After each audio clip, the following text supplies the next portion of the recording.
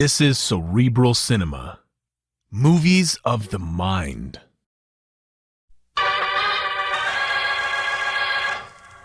Stand by for crime.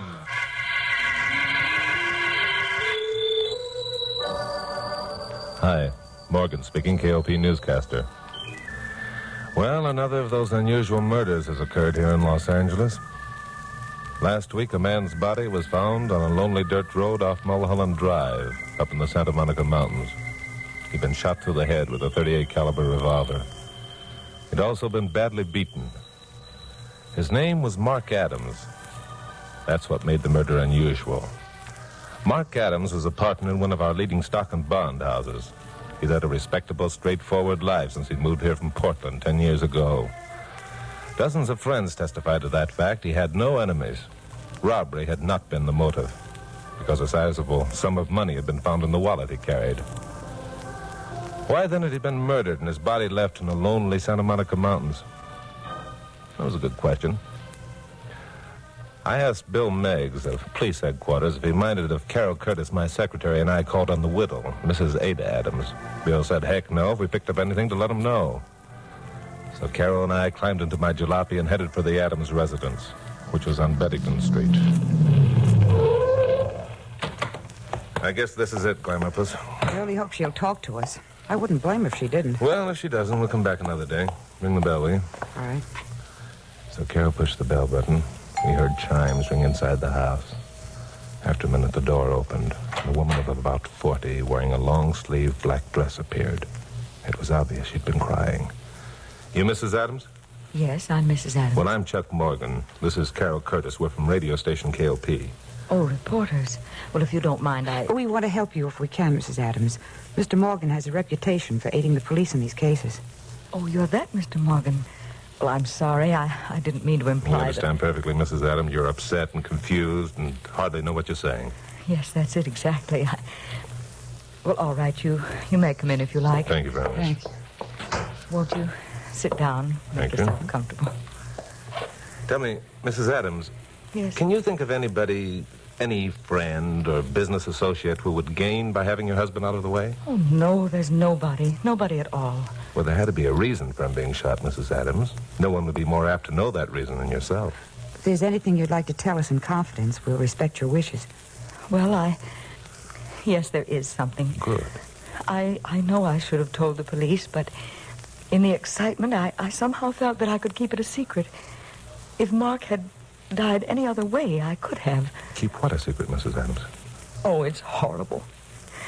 Because of the way that Mark died, there'll be an investigation. They'll find out. It'll be in all the papers. The disgrace of it. Mr. Morgan, if I tell you, will you help me keep the secret? By doing so, I'll not obstruct justice. I will, of course. Do you promise? I promise. Very well. I know of your contacts with the police department. Lieutenant Meggs called to say you were coming out. Because of your friendship with Lieutenant Meggs, you can help maintain Mark's reputation, even though he is dead. Mr. Morgan, my husband was a hopeless dope addict.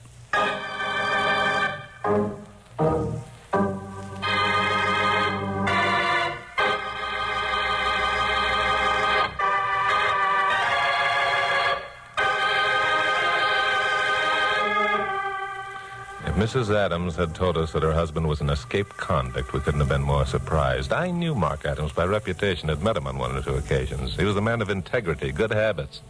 Neither I nor anyone else, I was sure, would suspect him of being a dope addict. Still, a clever addict can conceal the effects of the stuff without much trouble. Except perhaps when he needed a shot and couldn't get it. Yeah, this was a motive for murder, all right. But we had to have a lot more of a story than we knew now. It's rather a startling bit of news, Mrs. Adams. I know. It's going to come as such a great shock to so many people who knew and trusted Mark. You will try to keep it from the press, won't you, Mr. Morgan? Have you told anyone else about this? Oh, no, not a soul knew it. Good. Mark was very clever about keeping his secret. As you may know, dope addicts can do that. How long had he had the habit, Mrs. Adams? Well, I don't know for sure. It was about a year ago that I first learned about it. I'd been away for a few days and returned earlier than I expected. It was the middle of the afternoon, and I was tired after my trip, so I lay down for a nap. When I awoke, it was almost dark, and Mark was just entering our bedroom.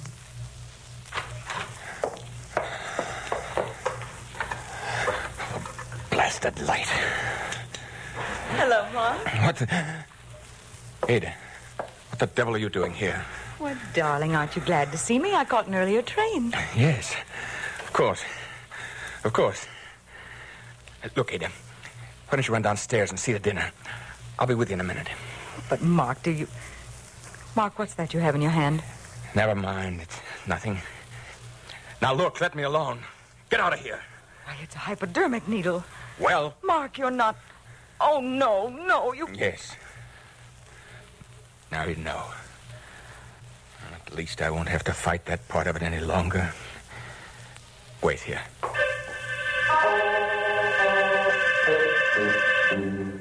Mark went into the bathroom.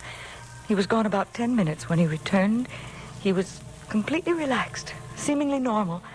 I couldn't believe the change that had come over him. I'm sorry, my dear. No, I'm almost glad you found out. It's been pretty bad trying to keep my secret. Oh, Mark, this is awful. It's terrible. How long have you... It began in Portland, just before we came down here. If you'll recall, I didn't get that promotion at the office I was promised after old Hartley died. When Thompson gave the position to his son, I was pretty disappointed. A lot more so than even you suspected. I had to have some escape. And so you resorted to dope. I had a friend who used some occasionally. He assured me it offered complete freedom from care and that it was easy to break the habit. Oh, Mark, you fool. Don't you know that it's more habit-forming than anything you could possibly have done? I didn't then. I do now, much to my sorrow. But, Mark, what are you going to do? What are we going to do? They'll find out sooner or later at the office. They're bound to. It'll be the end of it. They won't find out, Ada. They mustn't. Not ever. But how can You can help me, Ada. Look, Ada, you must. I'm going to break myself of the habit. I've a vacation coming up. I'll go to a sanitarium. I'll take the cure. Look, I'll be off the stuff forever. Only you'll have to go with me, Ada.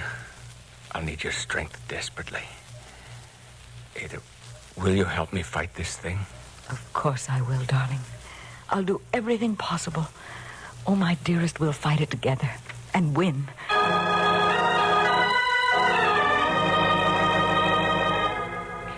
And did your husband go to the sanitarium, Mrs. Adams? Yes, he went, and I went with him. We stayed a month. It was pretty horrible the way Mark suffered. But it was worth it. At least I believed so at the time. Was your husband cured, Mrs. Adams? Well, I thought so. I think Mark did, too. After the month was up, we came home, and for a time everything was fine. Yeah. Then I began noticing the inevitable signs. Signs I'd learned to recognize at the sanitarium. A brightness in his eyes, a controlled nervousness followed by complete relaxation. At first, I closed my eyes to those things, telling myself I was overly suspicious because of what had happened before. But you knew in your own mind he was using the stuff again. I had to face it at last. 2 nights ago, I started out to attend my bridge club. I drove around the block and parked across the street from our house. An hour passed, and then a man came along the street. His hat was pulled down, and both hands were deep in his pockets. I got down out of sight and waited until I heard him climbing the steps to our porch. And then what happened? Mark opened the door, but didn't turn on the porch light. I couldn't hear what they were saying, but I knew they were arguing. After a while, they went into the house. I got out of my car and started across the street. I'd reached the sidewalk when I heard the shot. Did you see the strange man again? No. I'd forgotten my key. I guess I became panicky. I kept pounding on the door and screaming. After a long while, someone came, and then the police. I must have fainted. When I came to, I was lying on the living room couch. The house was full of policemen. There was blood on the floor. But both Mark and the strange man were gone. And the next time you heard of your husband was when they found his body up on Mulholland. Oh, what a horrible experience. How much of this have you told the police, Mrs. Adams? Only that I'd forgotten my key and came back for it and heard the shot and began pounding on the door and screaming.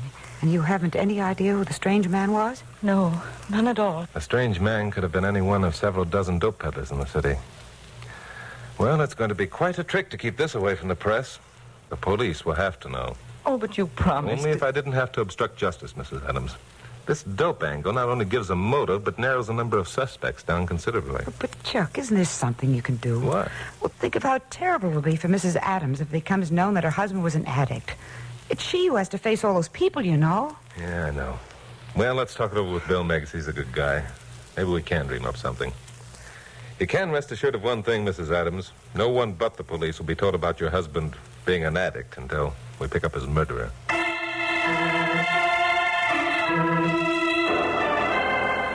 I didn't call Bill Meggs at once.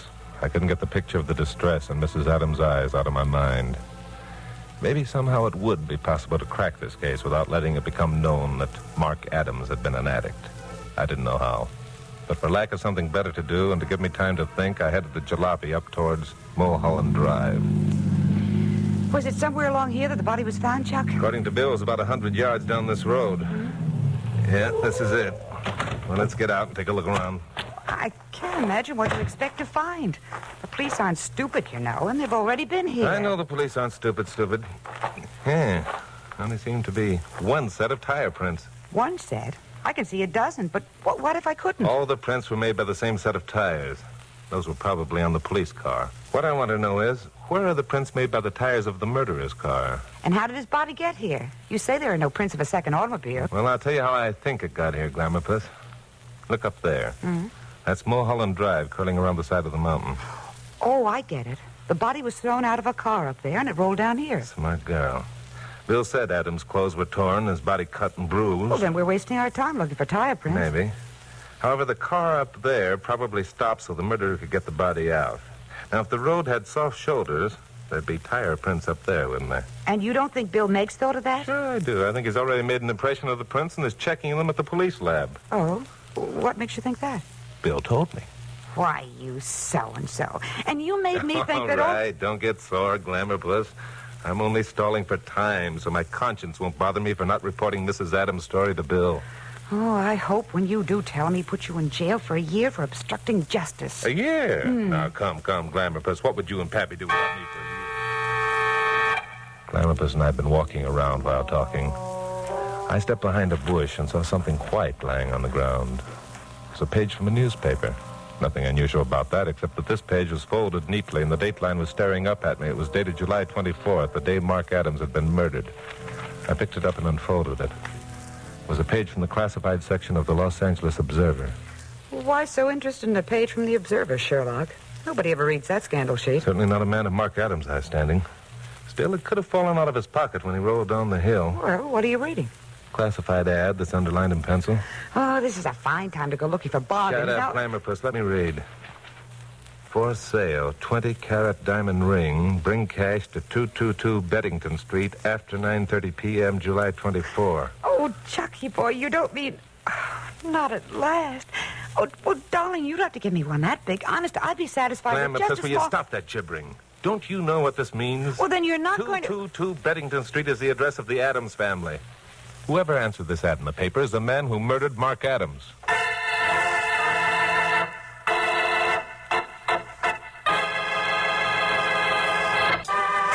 Now, the conclusion of Stand By for Crime. All dope addicts need money. Yeah. Mark Adams, made desperate by his cravings, and probably decided to sell his rings, inserting the ad in the paper that he knew his friends never read, and naming a date for the transaction when he knew his wife would be at a bridge club. Well, I felt that the advice of an older and wiser head wouldn't hurt this situation any. So Carol and I drove back to the station and told our story to Pappy Mansfield, owner of KLP. Well, looking at it purely from a news angle, Chuck, you may have something. However, the police have got to catch your murderer first. Unless I beat them to it. You? Here we go again. Look, Pappy, I've got an idea. You know Bug Spencer, the gambler. Sure, everybody does. Well, Bugs has a penchant for rocks, diamonds. Big ones, little ones, medium-sized one. He owns a dozen of them. Everyone knows that, too. Now, it may be a shot in the dark, but it seems to me that a rock the size of the Adams diamond would make his mouth water. Oh, so you're going down and ask Bugs, man to man, if he shot Mark Adams so he could get that diamond without having to pay for it. All right. Be sarcastic. I'm going to ask Mrs. Adams to describe the ring. Then I'm going to find out if Bugs has it. If he has, I'm going to ask Bill to arrest Bugs and charge him with Adams' murder. That way we won't have to even mention the fact that Adams was a dope addict. You know something, Chuck? What's that, Pappy? It's a hot day outside. Yeah? The thermometer's up over 100. There's a rumor around that today's heat will break all known records. Now, if this happens and you wrote a story for your 7 o'clock broadcast... All right. I'm dying laughing. Just for that, I'm going to show you something. I was a jackass to ask anyone's advice. Go jump in the lake, both of you. Goodbye.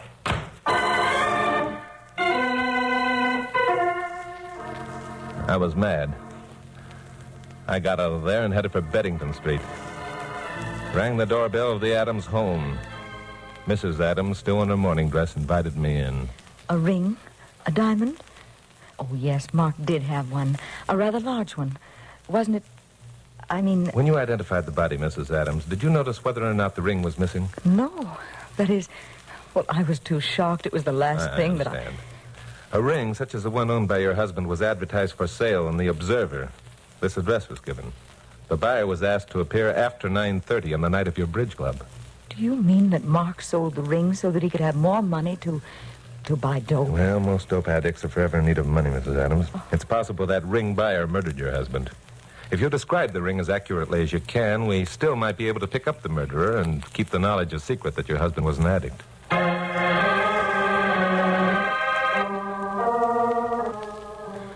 I was still mad. Otherwise, I might have had the common sense to call Bill Meggs before going down to see Bug Spencer. But I didn't. I drove down to 9th Street and found the building where Bugs maintained his so-called office. I got by the dame at the desk and located Bugs' private sanctum. He was sitting behind a big horseshoe desk, as flashily dressed as ever. There was a diamond ring the size of a marble on his left hand. 2 of his strong-arm boys flanked the desk on either side. Well, if it ain't Mr. Chuck Morgan, the gent who talks in the radio without saying anything. What's on your pea-sized mind, Morgan? You want to lay a bet? Yeah, I want to lay a bet that I can tell you where you got that ring. Ah, quite a rock, huh? Brand new. Okay, what do you want to bet? Oh, maybe 10 years up at Q. I may even go higher than that. Yeah, how high? How about the gas chamber? Look, you saying I knocked somebody off to get this rock? Where did you get it? I bought it. That's a switch on your usual practice. Who'd you buy it from? A guy. What's his name? I don't know. I didn't ask him. Did he live on Beddington Street? Hey, what is this? Who do you think you are coming in here and asking me questions? Take Get it out. easy, Bugs. Take it easy. You know from past experience it's smart to answer my questions. Bill Meggs is on his way down here right now. I'm just trying to give you a break. What kind of a break? The man you bought that ring from is dead. Okay, so he's dead. Let him be dead. Who cares? He was murdered. Okay, so he was... What do you mean, murdered? Oh, look, Morgan, I didn't murder nobody, see? I got this ring strictly legit. Then you'd better start dreaming up some new alibis, because I've spent the morning busting your old ones wide open. Well, how do you like that? Boys, did you hear what this punk said? He says we ain't got an alibi. Max, you got that bill of sale? Yeah, sure. It is, boss. Hand it to Morgan. Take a look at that, news hound. It's a bill of sale for a diamond ring, ain't it? It's signed by the guy who sold me the ring. All you gotta do is compare that handwriting with his, and you'll find out what a jerk you are. Now, wait a minute, Bugs. This isn't I ain't waiting for nothing, Morgan. You got your nerve coming in here shooting your mouth off. But I'm kind of glad you did. You know why? Because now I got an excuse to throw you out. A good excuse. And I ain't gonna be responsible for what you look like afterward. Boys, show Mr. Morgan the door. It'll be a pleasure.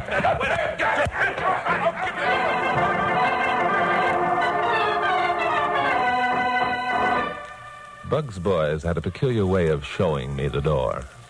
I didn't see the door at all. I was unconscious when I went through it. I woke up in an alley behind the 9th Street building. The sun was beating down full force on my face. Flies were buzzing around a cut above my left eye, and I was soaked through with sweat. I got up on my knees and peeled off my coat. There was an outside water faucet and a patch of shade on the west side of the alley. I crawled over there and soaked my head into the cold water. 5 minutes later, I was in a phone booth talking to Bill Meggs. That's right, Bill. That's the address. What? Am I sure? Was I ever wrong? Yeah, I am laughing, too. Okay, Bill, thanks. I'll be waiting. Well, I got in a jalopy and headed for Beddington Street to report to Mrs. Adams about the ring. She acted as though she'd been waiting for me and seemed almost cheerful. She was slipping on the jacket of her long-sleeved dress when she opened the door. Well, you certainly made a fast trip, Mr. Morgan.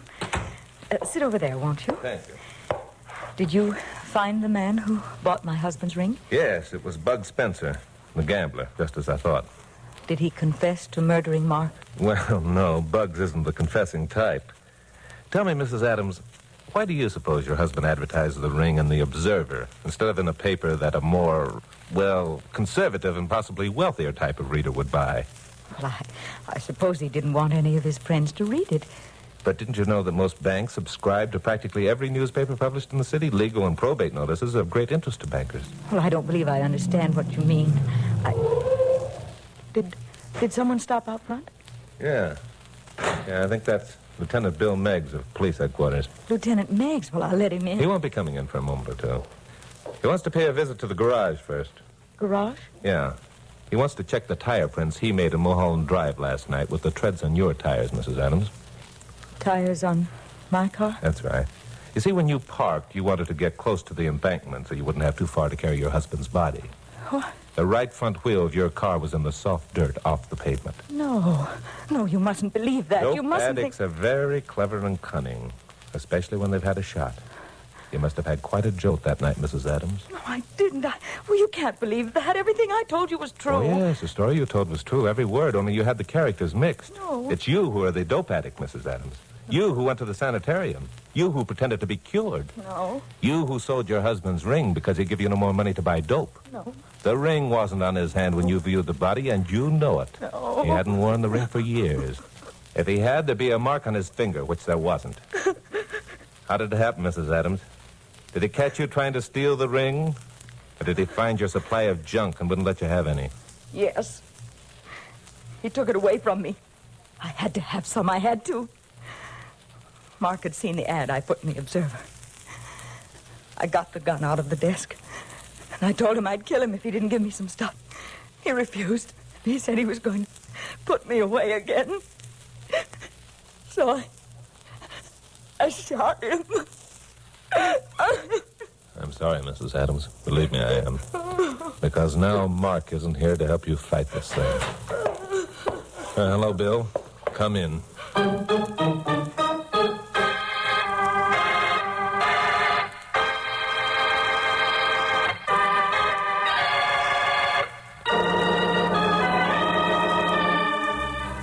Well, sometimes the job of a newscaster isn't as pleasant as it might be.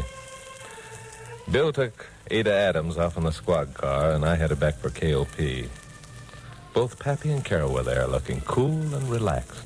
Oh, hello there, Chuck. Back so soon? What happened to your eye, Chucky boy? I ran into a door. Was it opened or closed? That's the typical question.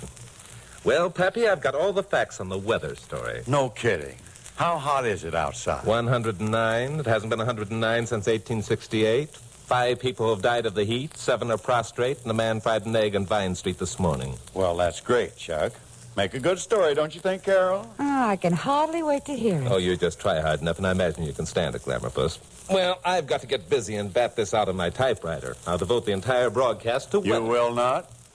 Huh? What's that, Pappy? All right. We apologize. We shouldn't have made you mad. Now, how'd you know? No what? Well, you'll have to rub it in, Chuck. Bill called and told us everything.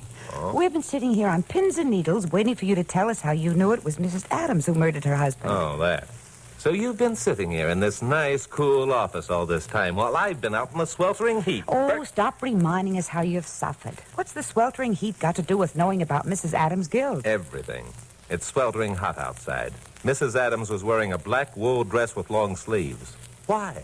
No woman in her right mind would wear such a dress in this heat. There had to be another reason. She wanted to cover up something. Marks made by a hypodermic needle. Well, shall I write the story on the heat, Pappy? Cerebral Cinema hopes you have enjoyed this movie of the mind.